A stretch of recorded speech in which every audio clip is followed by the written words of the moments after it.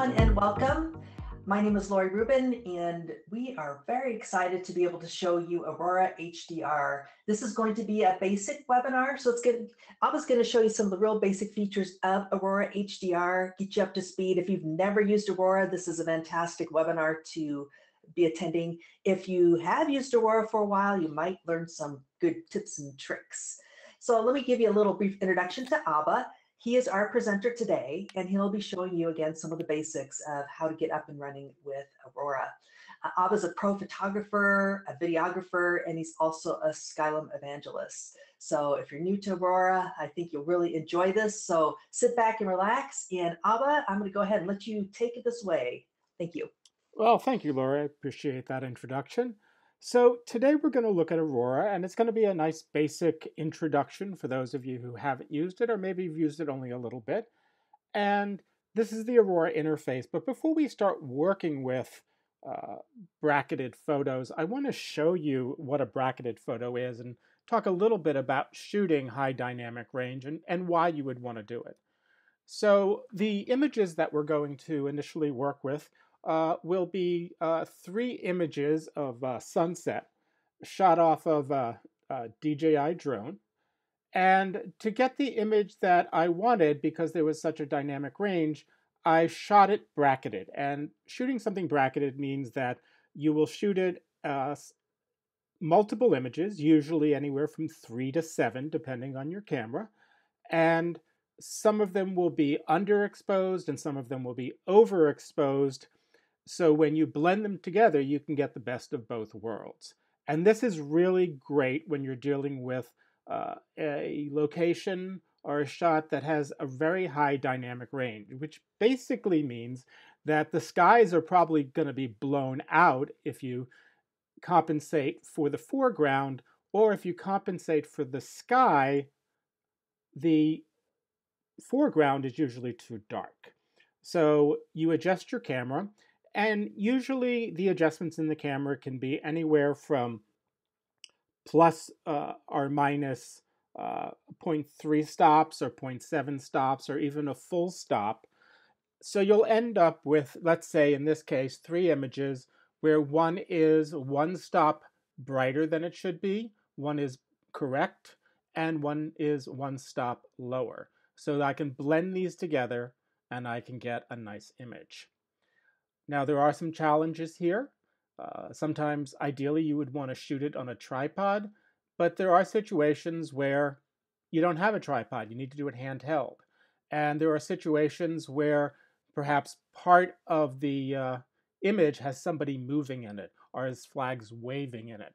So when you blend them, you would get something called ghosting. Now the beautiful thing about Aurora is Aurora can fix these things when you import the media. So let's go ahead and we're going to import these 3 images that I shot with a drone. I'm going to simply go back to the Aurora interface once you launch it, and I'm going to open an image. And I'm going to go ahead and I'm going to open these 3 images. I'll select the images that I want to align and combine. I'm going to go ahead and hit open. And as you can see, I have my 3 images, and Aurora knows what the exposure variation is, the exposure value. And you can see that I have my primary one shot correctly. I shot one a little bit brighter so I can get the foreground. And I shot one a little bit darker so I can capture the sky. Now I did do this with a drone, and I was a little more limited with my range. Sometimes I like to have a full stop between my exposures, and whether I do 3 or 5 is depending on the situation or the camera. So I shot these. They're pretty static because the drone is pretty stable even though it's flying up in the air. But if I wanted to make sure that they're fully aligned, I would click on this alignment button. And this is very useful if you are shooting handheld. So a lot of times you might be close, but you jiggle a little bit. And in a moment, I'm going to show you some of the challenges of if it is handheld and you're not quite stable. So normally I would click on alignment, before I create my HDR. Now there's a little drop down on the left of the word alignment. You'll see a little cog or widget. And in here, you have some other options. The top option is ghost reduction. And ghost reduction is very useful if you have items moving within the frame. As I indicated earlier, it could have been flags moving, or maybe cars, or the example I'll show you is I shot a person in front of a background in Arizona, and people don't stay perfectly still. So I can turn on ghost reduction if I need to. Now, if you don't need to, if you know there's no movement, if you're shooting, say, architecture, or you're shooting a mountain, and these 3 images are probably shot within a second, if you don't need it, don't turn it on, because it just causes you to have to process the image more when it's unnecessary. It'll take a little longer to open. So once you choose ghost reduction, you can go ahead and choose which of the images you want to be the primary image and remove the ghosting from the other images. Generally, I would do the one that is bracketed right at 0. But depending on how I shot it, or if there's an area that I like a little bit better, I might choose a different image in my bracket. The other thing is there's an amount. And this is going to be how aggressive Aurora will be in getting rid of the ghosting. Again, I try to start at a low number. Medium is the default. If it works well, fine. If when it opens up I still have a little bit of ghosting, I may choose high or highest and re-import the images. So that's what that is about. The next choice here is your color denoise. And in a lot of situations, when you're shooting at lower light, or I should say a darker image, you'll get more noise in the image. So what Aurora can do is it can automatically remove some of that noise when it's creating the HDR image. Now there is a denoise option as a filter, but once again, it is a good idea to choose this if you really have some dark areas that you are pushing the ISO so you could get the shot, and you would have natively a lot of noise in your image. As with ghost reduction, if you select color denoise, it's going to take a little longer for it to calculate the solution and open the file. And finally, the last area that you could turn on would be chromatic aberration removal. And chromatic aberration is that fringing you sometimes get at the edges of the image. There's some distortion usually in most lenses as you get to the outer area, and you'll see that green or purple fringing if you zoom in. This also happens sometimes in the case of really bright objects against really dark objects and sharp edges. You'll see some chromatic aberration, and Aurora will attempt to resolve this as it opens the file. And as I said before, if you check all these boxes, it will take longer to open your images. And usually when you're working with a high dynamic range image, you're probably, or you should be working with raw images as opposed to JPEGs, because it'll give you much greater detail and dynamic range. So opening up, say, 5 or 7 raw files by itself could take a while, but with all these calculations, if you don't need them, don't check them, because most of us are not very patient, and we don't want to wait even 30 seconds or 20 seconds to open our image. I'm going to go ahead and I'm going to turn off correct chromatic aberration. I will leave on color denoise and ghost reduction because the water was moving, and I'm going to create the HDR. And while it's doing that, I'm going to jump over to some images of a person that was shot bracketed, and what the difference is if you turn on or turn off some of these selections. So we're going to go here and we'll look at the first image. This is if I blended this image together. This was a handheld shot without checking alignment and without checking ghost removal. And as you can see, everything is a little blurry. First off, because I moved just a hair when I took the shot, and the person in the image also moved. So here's a situation, as I jump to the next one, where I have the alignment turned on. And as you can see, the grass and the trees and the fence and the ground are all very sharp. But there's still some ghosting around her image. And that's because she was moving a little bit. So in this case, I not only wanted to turn on alignment, but I also want to turn on ghost reduction. And I'm going to jump to the final image here so you can see if I turn that all on, and this is processed through Aurora, I get an image where she is lined up and everything is sharp. So that's some of the challenges you might face. This is what it would look like if you did not check the appropriate boxes. Let me go ahead and jump back into Aurora. And actually, right before I do that, I want to show you the before and after images that we'll be using today. So this is the original shot, or this is the zero bracketed shot. It was shot from a drone, and I really love the sunset, but I wanted it to pop. And so this is ultimately where we're going to be trying to go. And as you can see, we can see a lot more detail in the foreground. The colors are a lot richer.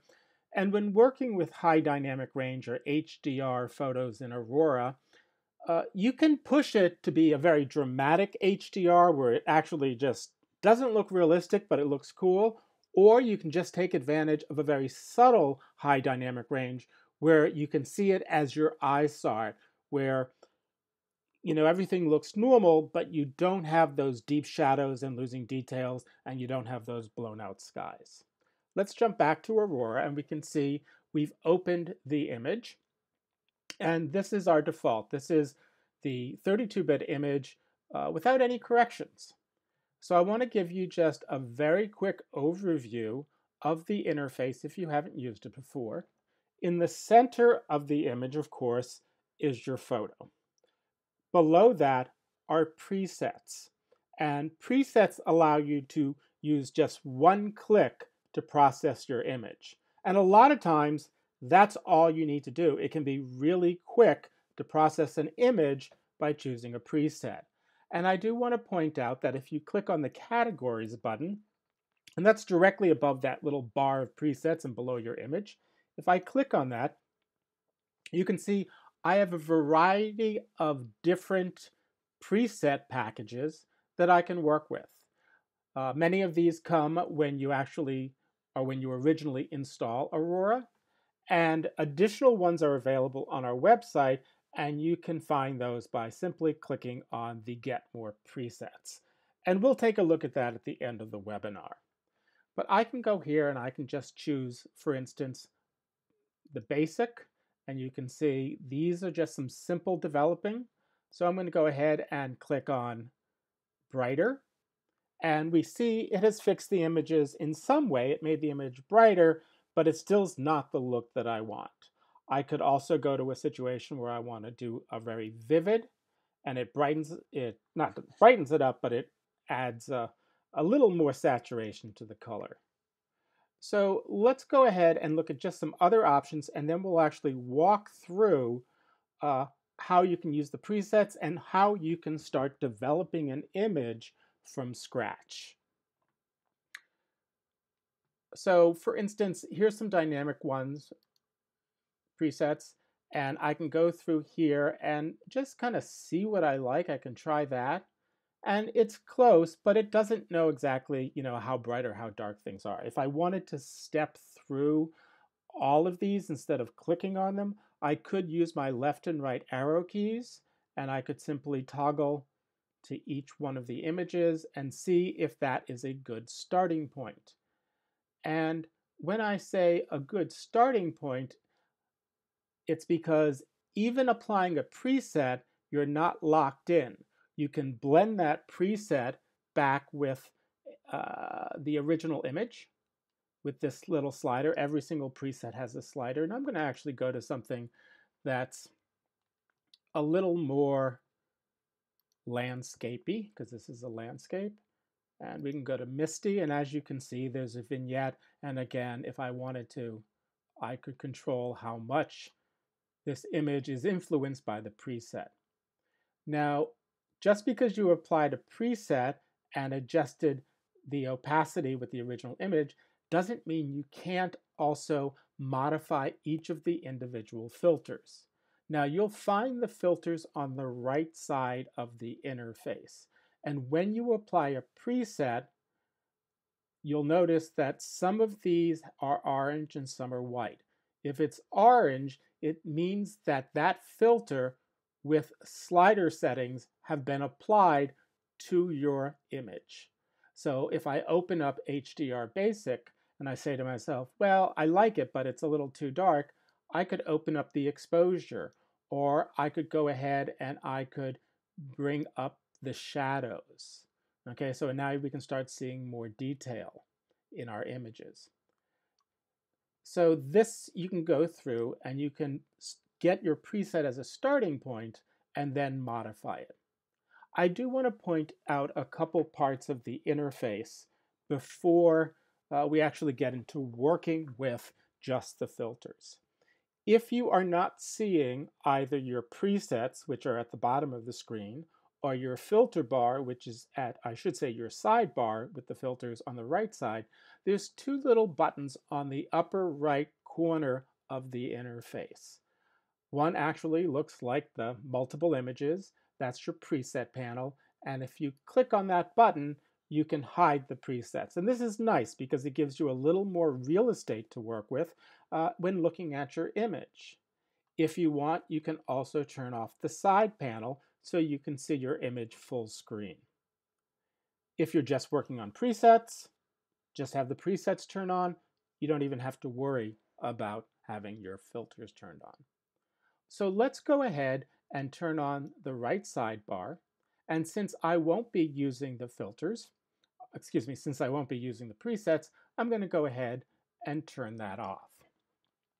I do want to point out that if you've already opened Aurora and you don't have that initial dialog box where it says Open Image, you have a couple of options. There is an Open button, and you could open your images from within inside at this point, or even under the File menu, there is the option to open images. And then you would select Open and pick the images you want, and you would get the same dialog box to combine all those images into one single HDR. So let's go ahead and develop this image from scratch. I'm going to remove all of my filters, okay? And by doing that, I simply click Reset All. I'm actually not removing the filters, I'm just resetting them back to their default neutral state. And you'll notice that they have all turned white, which means there have been no modifications to any of these filters. And as I develop, I usually just go right down the list and start processing the image so it looks the way that I want it to look. The first thing I want you to point out, the first thing I want to point out is under HDR Basic, and we briefly saw these controls earlier. You can control the exposure and the contrast. There's something called HDR Enhance. Let's take a look at what happens with some of these sliders. So I'm going to open this up a little bit. I want the exposure to be a little bit brighter. And I want to make sure that I'm not losing detail in my shadows and I'm not blowing out my highlights in my sky. So you can turn on little triangles up here in the histogram. And they're hard to see at first, but you just kind of click on the far right. That will show me all my hot pixels, or the pixels that are so bright that I'm losing detail. And on the left, and I'm a little bit blocked here by my histogram, you can turn on cold pixels, and these are pixels where the blacks are so crushed that you're losing detail. So with an HDR image, I really want to achieve the widest dynamic range as possible. So I would go over here in the bottom of the HDR Basic slider, move that to the left. And if you notice, as I move it to the left, parts of the image are turning blue. That indicates that my blacks are so dark, I'm losing any detail in those areas. So when I process an image, I like to just get it right to the point where I start seeing the blue and then pull it back a little bit. And that way I know that I'm getting the most out of the dark areas of this image. I can do the same thing with the whites. Now, again, this is also subjective because I may ultimately not want my sky to be that bright, but if I am looking for the greatest dynamic range, I could pull this to the right. And I want to show you the before and after with just these couple of enhancements. In the center of the screen on the top are two buttons. One, if you click it, it's your quick preview button. It allows you to toggle between the original state of the image and the processed image. So I can click on that and I can see what the before was and the after. To the right of that is a split screen button, so I can compare without having to toggle back and forth what the before and what the after is. And it's really a good idea to do this frequently while you're editing, because sometimes you forget how far you've come when processing an image. So I kind of like that. If I wanted to, I could use smart toning. And actually, this is one of the sliders that I love that a lot of people who are new to it don't tend to use. And what smart toning does is if your image is underexposed, you can move it to the right and it will open up the shadows without really blowing out your highlights. If your image is overexposed, you can move it to the left. It will darken the highlights without affecting the black areas as much. So I'm going to move this to the right, and this will open up the ground a little bit for me. And I kind of like where we're going. The image is getting better. It still is not as exciting as I want it to be. And it's also crooked, which is driving me crazy. So obviously my drone was a little bit off when it was taking this image. Well, I can go ahead and I can click on the transform button. And here I can actually change the shape, size, and position of the image. All I really want to do is click on rotate and just move that just so that the horizon is nice and even. And I can then go up to scale and make sure it hits the corners of the frame. So that's a little less jarring for me. And then I can simply go back and unclick that, and there we have our basic image. Now let's go ahead and move on to color. So there's three areas that you can control here. And unfortunately, in the 1 hour we have, we won't be able to look at all of these filters in detail. We do have training online on Aurora as well as its sister product, Luminar.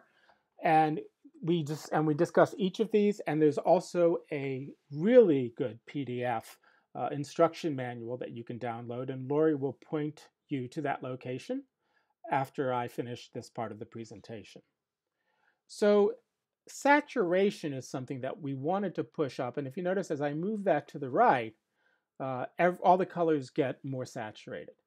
But I tend to like to use not saturation, but vibrance. I'm going to simply double click and it will reset my saturation, and I'm going to move vibrance to the right. Now what vibrance is it's smart saturation. So if something is less saturated, it adds more saturation to it, but if it's already very saturated, it's going to add less saturation. So it's kind of going to even out the image. I can put in a little color contrast. That's basically sharpening the mid-ranges of the color. And I'm starting to get an image that I like. I think my sky is a little bit too bright, but we'll deal with that shortly. HDR structure, that really is what's going to make it look super sharp, HDR or less. So if I just move the structure to the far right, and one of the things I suggest when playing with any new piece of software, if there's sliders, be aggressive. Take it all the way to the extreme so you can really see what that slider does. Of course, you can then pull it back to a more natural environment. So, that's a little bit crazy. It's making too much detail. It's showing off all the grain from the shot. On the flip side, if I move it to the left, I see it really softens the image, but it gives it a whole different feel. So playing with these are really useful. I'm going to just move it up a little bit to the right just to get a little more detail in the rocks. Again, if there's noise, I would go ahead and fix that. I'm going to just move the slider up. Now, if you're dealing with trying to correct noise, I do recommend going full screen. That's either Command 1 on a Mac or Control 1 on a PC will take you full frame. You can also go down to this drop down in the upper left-hand corner and just select 100%. And you'll notice it'll say image processing for a moment, and then you can actually see what's happening when you start moving your denoise sliders. And that's a little bit different than softening. It's a little bit different than structure. It actually will remove some or all of the noise as needed. Let's go ahead and bring this back down to its fit to screen size. And for those who love keyboard shortcuts, the fit to screen size is simply Command 0 on a Mac or Control 0 on a PC.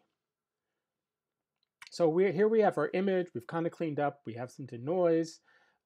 Image radiance, again, gives it a whole different style. It's not something I necessarily want to do in this image because I really want it to look natural. But I want to start adding some other features to this image, such as the polarizing filter. Now, the polarizing filter is very useful whenever you have sky. And it may work a little bit over here. I think it's going to be a little problematic because when you put a polarizing lens on your camera, blue light is normally scattered, and what it does is it only gets the light that's parallel to the filter, and you tend to get deeper, richer, bluer skies. Now, the challenge is the ground is pretty blue, so when I start bringing this in, I like what it does to the sky, but not really a big fan of what it does to the ground. So I could go ahead and leave that on or turn it off. But one nice thing is, and as I said, turn it off, is maybe I want to go back and try it, maybe not. To the right of any one of these filters is a small little eye.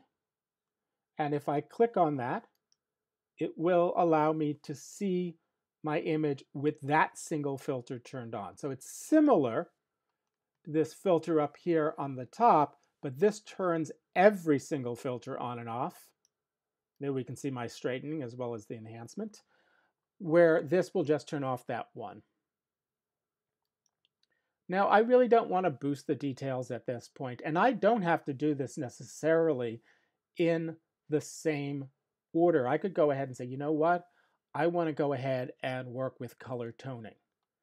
And so I can go here into my shadows and bring up some toning. And if you notice, I'm going to bring that up, and I'm bringing it up in the hue, and you notice this brown is coming out a little bit more. I could change that to different colors along the spectrum, but we'll go with the browns. I think the brown reds are really what I like. Maybe we'll go a little bit more towards the yellow. And so I'm starting to see the ground as I want to see it. And I can control how much it affects the image with this slider. And I want it to be natural, so I can play with that. I can do the same thing in my highlights if I wanted to.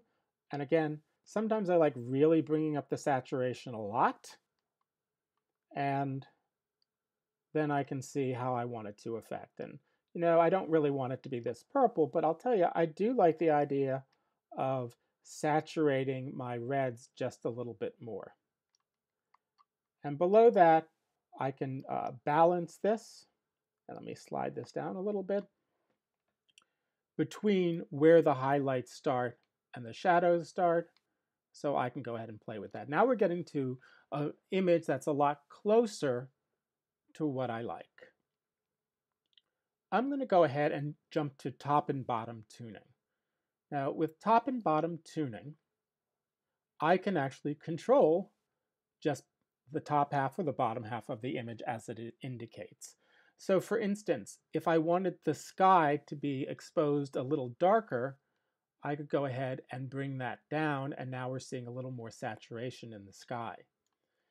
I can also play with the contrast, and again, play with it. Get a feel for what happens when you move these sliders. So, you know, I'm going to have a little less contrast in the sky. I want a little more color. and maybe I want to warm it up a little bit. Okay, so that's my sky, and now I want to work with the ground. I want to work with the ground there. And again, I want to open that up. I want more exposure so I can really see it.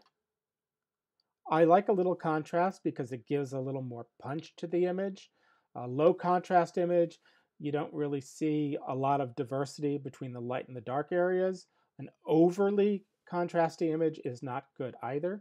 As a matter of fact, let me turn off my hot spots and cold spots by clicking back on my triangles, and you can see a lot of contrast, a little contrast. The truth is that probably just a little bit will do the trick. I don't want this to be a saturated, so I'll move that vibrance down just a hair, and I want to warm it up. So the image is kind of how I like it, but the problem is I want to be able to place the horizon right in the middle between top and bottom, and that's where I would go and I would set orientation. When I click on that, you can see it comes up with this little bar, and I can say exactly where I want the changes to happen. That's by moving the center line. And then if I go to the top and bottom lines, I can show, or I can say how smoothly I want to switch between the horizon and the foreground, or how abruptly I want to do it. So this just gives me an idea of exactly where I want it. And I want to turn this on and off so you can better see the effect of just this one filter of top and bottom tuning. So this is without it, and this is with it. And it's getting to be much closer to the image that I want. Now, for the sake of time, I want to just jump down to the vignette. Well, vignette and maybe a little bit of the dodge and burn. So I'm going to go here for vignette. And what a vignette does is it darkens and adds contrast to the edges of your image. So if you move it to the left, it allows you to focus the viewer's eye on a specific part of the image. If I move it to the right, it gives me that blown out white kind of look. And again, very stylized. Most of the time when people are using the vignette, you're making it a little bit darker. And I'll tell you, a little goes a long way. This is probably too much, too dramatic. And the idea is to be fairly subtle with your vignetting. You can also reposition exactly where the vignette happens. So if the center of your image is not necessarily the center of action, I can click on Place Center, and maybe I want these rocks to be a little bit more in focus for the brightest area, and I can click that, and as a matter of fact, if I pull the feather off, you can kind of see exactly where that's moved. It's moved over here. And this is a nice little trick, by the way, when using a vignette, is bring it to the extreme as dark as possible, pull the feather down, and now when you start adjusting things like roundness and size, you have a better sense of what's happening. And of course, when positioning something, you can be pretty sure exactly where you've positioned the center of your vignette. And then, of course, bring back your feather and make your vignette a little more subtle. Let's take a look at the before and after part of this image. So that's what I started with, and this is where I am now. So I'm pretty happy with this. There's a lot more controls to work with. I do want to talk about saving your image and exporting your image, because they're different. If I go up under File and I hit Save, I'll get a drop-down box, and I want to go ahead and put this in.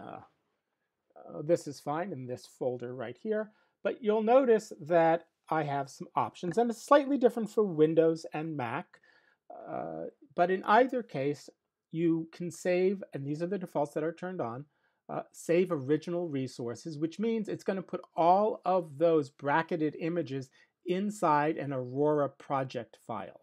So you can actually move that project file from machine to machine, or archive it on another hard drive or thumb drive, and when you open it up, it doesn't look for the images are embedded in the project file. And you can also save the history, and I'll talk about this in just a moment. It basically means you can go back and change anything. Now, the nice thing is, whether your Windows or on a Mac, when you save it as a native Aurora file, when you open it back up, you will be able to see all the controls that you adjusted, and you can further adjust them. So if you're working and you can't need to stop in the middle and you just have to come back, you won't lose everything, or you won't lose that history of what you've done. You can just pick up where you left off.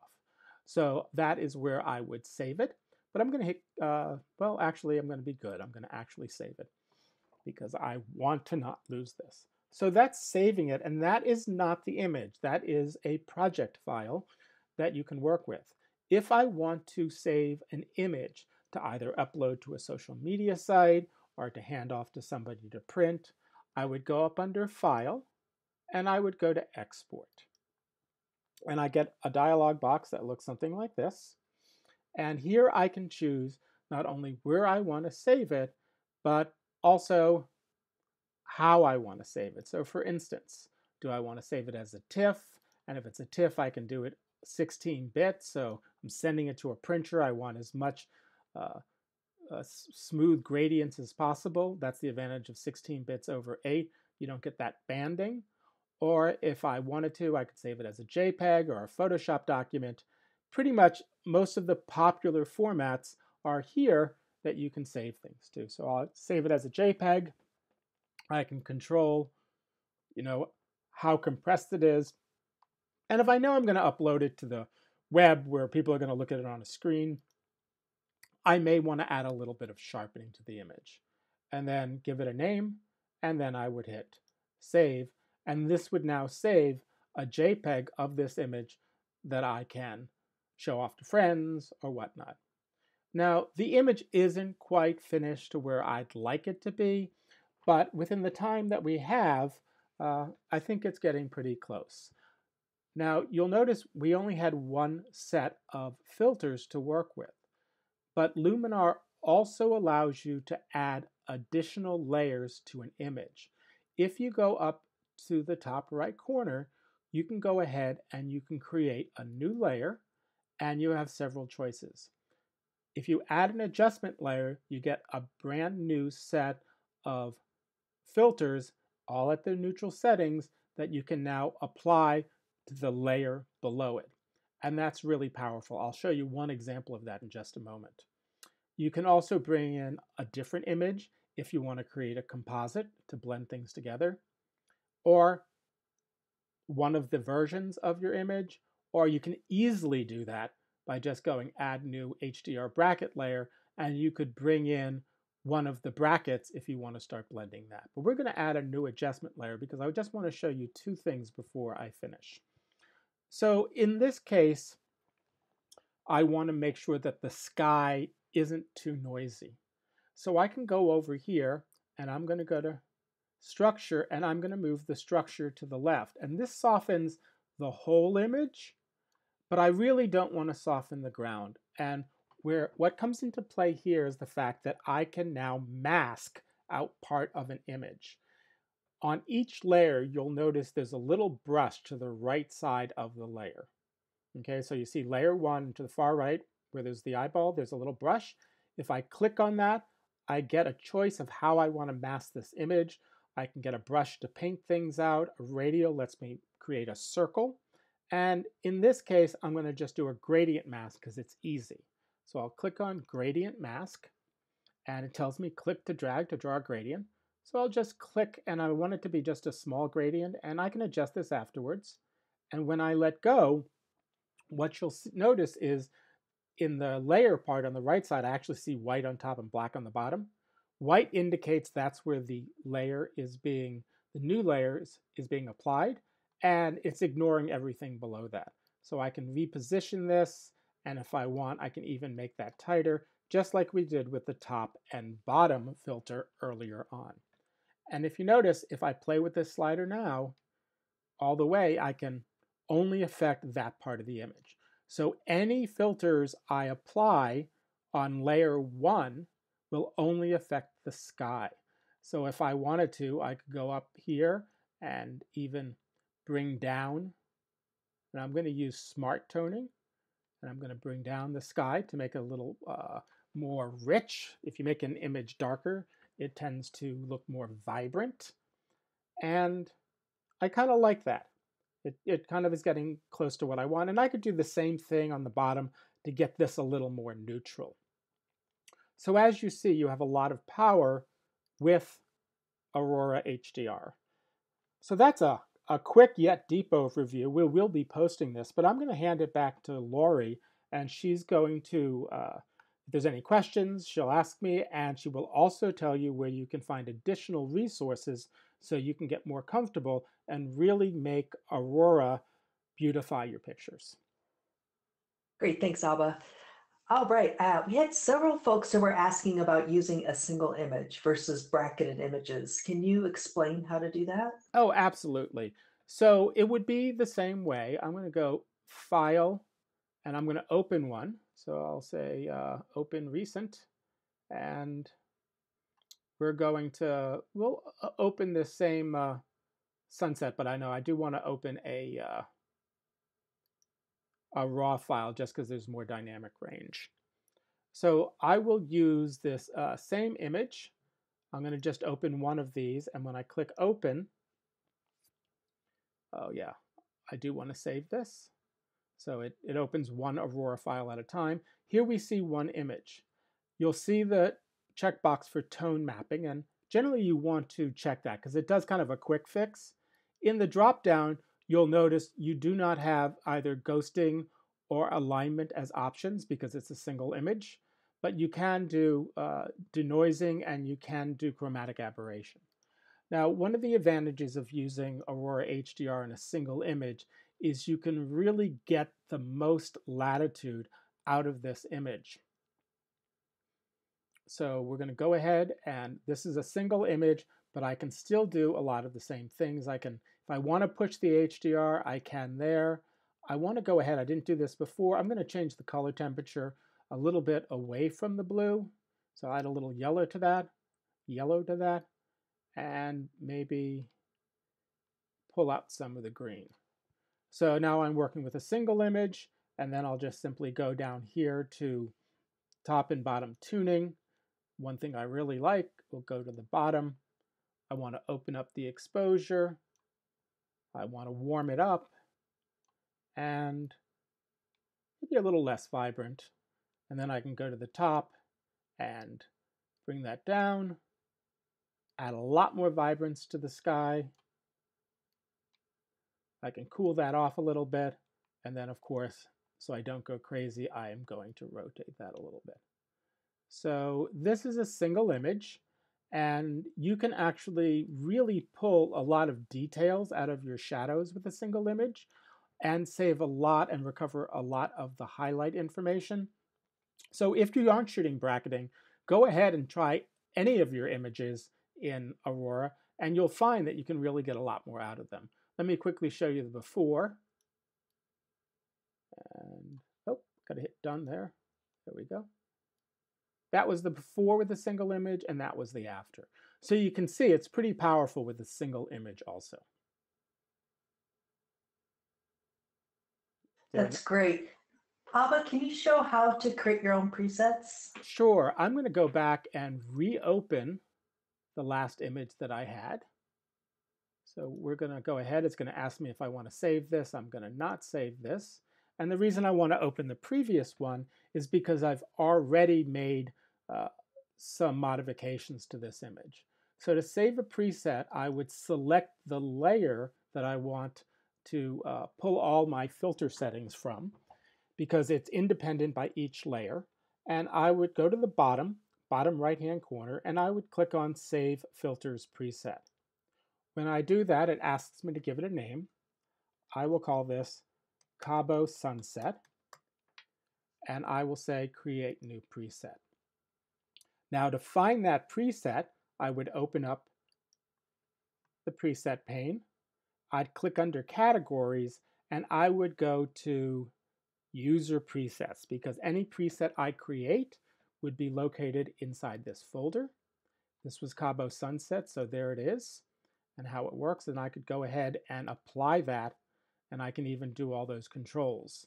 So now I have my own custom preset. And as you can see, I made a bunch of different presets that I've played with. Better sunrise gave me a different look. Not necessarily what I want because it's a little bit darker, but even with your own custom presets, you can go in and you can modify them once you apply them. So I can open this up a little bit. And then if I don't like that, I'm going to jump back to my other one and I'm good to go. There you go. Great. One last question, Abba. Can you go into the categories section and just go ahead and click on that? And then would you mind pulling up the get more presets just to show them where they can find some more? So if you click on that, it takes us to our home Aurora homepage. And let me open this up and scroll down a little bit. So these are some presets that are available for you in Aurora. And as you noticed, most of them are free presets. We have occasionally some that are designed by some of our luminary photographers, and those might be purchased, but we are constantly adding new presets. In this case, you can see we did one for problem solvers, and we did one for experimental, and we did do a tease for Halloween. So you can find other presets, and then you can simply click on free download, and then depending whether you're on a Mac or a PC, they install a little differently, but there's instructions on either how to install them or where to place them so they can be recognized by Aurora. Great. Okay, I'm going to go ahead and take the screen. I'm going to show everyone where they can find more information. So let me go ahead and switch over here real quick. Okay, folks, you should see the Skylum website up on your screen right now. There are several ways that you can get to the Aurora site. One is you could just type in skylum.com, and under this menu on the left-hand side of your screen, if you click on that, you'll see there's Luminar information, and then there's this link to Aurora HDR 2018. So if you click on that, this Aurora website will pop up. Now, another way to get to this is simply go to aurorahdr.com, but I tend to remember Skylum a little bit better, so you can get to them both ways. Now, once you're in this Aurora section here, if you go under the education drop-down menu, there's a learning center and videos, user manual, FAQs, and articles. Okay, we're going to take a look at the video tutorials. This is something that Abba and I are very heavily involved with, are creating these webinars. We'll post this up here. Also videos that are created by some of our content creators and ourselves. But it really covers a lot of things from problem solving to some inspiration. So you can kind of click through here and see if there's something that you might want to view. Now, the nice thing about our videos are they're very quick. They're usually about, 5 to 10 minutes long, so you can get right to what you're looking for. So for instance, if you wanted to remove wide angle distortion, this might be a really nice video for you to check out. Okay, I'm going to go back up to the top. And let's go ahead and just look at the education section here as well. Abba referred to the user manual, which is a really nice reference tool. Richard Harrington put this together, and it goes over everything you ever wanted to know about Aurora. He talks about all the different presets, all the different filters, and just working with layers and masks. So if there's something that we didn't go over today, you can go ahead and check this out. So for instance, let's talk about batch processing files, which is a little bit more advanced. But if you click on here, you'll get screenshots and how to set your settings. And he goes over all these different things for you. So if you have any questions, that's a great place to start, is going to this user manual. Some other things too, if you go to the articles section, these are articles specific to Aurora HDR. And there's a whole gamut of things that you can take a look at. For instance, this is a great one, taking stellar HDR photos at night, merging your software, etc. So you can take a look at those. We've got quite a few. And if you have any questions, you can go to our FAQs, which has some of the general questions for both Mac and Windows. These are the most commonly asked questions. If you have a support question, feel free to ask our support at skylum.com. They're a really great group of people that will respond to you quickly. So if you have any questions, you can ask them as well. Now, one more spot I want to go back to, and we're going to go back to the Skylum website. Now, underneath the very bottom here, there's a section called blog. And we post articles here every week, sometimes daily. So this is where you might have found out where to see some of our webinars, for instance. We're going to be at, certain events. You can take a look at there. But if you wanted to look at specific, things to do with either Luminar or with Aurora, we'll be posting them up here as well. So you might want to take a look at this section here as well. Okay, I think that does it. Abba, is there anything else you want to say to the folks before we end this presentation? I just want to thank them for giving us an hour of their time, and I look forward to seeing them post some of their images on. You have a Facebook group, don't we? Do we? Yes, we do. It's a Skylum Photography. Yes. And again, that's I'm sorry, that's a great place to post your images. In fact, sometimes if we see an image that we really like, we might just go ahead and ask if we could showcase your image, which is always fun. All right, Abba. So I think that will probably do it. Thanks again, everyone, for watching. Abba, for doing a great presentation, and we hope you enjoy the rest of your day. Thank you so much.